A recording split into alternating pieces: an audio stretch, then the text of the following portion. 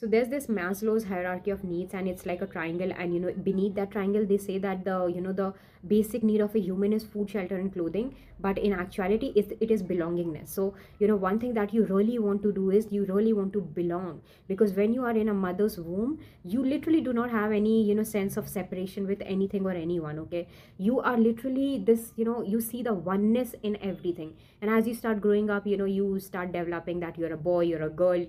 This is a father, this is a mother. You learn separation from there. But belongingness is the basic need for any human.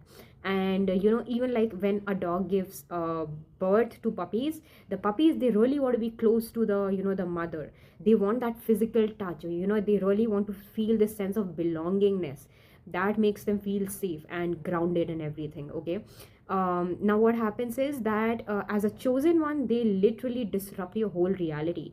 They are literally going to make sure that, because you are this power source, okay, from where the electricity is flowing to in this like whole paradigm and everything, they want to make sure that you remain in a bubble. They want to make sure that you meet no, there should be no one in your reality who reflect back the truth to you. Because if they will reflect the truth to you, then what will happen is that you are going to actually see the truth. Okay, you are going to get grounded for the first time in your life.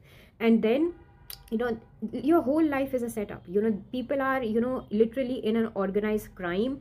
They are participating in an organized crime. They're going to gang stalk you just so you do not have this true sense of reality, a groundedness about your own self. So they want to make you look like crazy. They want you to be in this state of anxiety or depression, so that they can, like dementors in Harry Potter, they can suck the power out of you. Now the whole time you are chosen, you're very powerful. The whole time somebody wants you to be in a bubble so that they can live like your personality. They can wear your personality and live like you.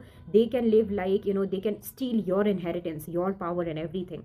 So that's why things happen to the chosen one, which, like, the normal people, they do not go through. They cannot relate with our experience. But the whole time there are literally, they recruit like 50 to 60 people, so many people, just to gang stalk you, just to get into your privacy, just to take pictures and photos of you, so that you remain in this state of anxiety and you don't feel belongingness and everything.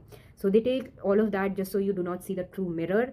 But you are very powerful as a chosen. All of this will not work at all.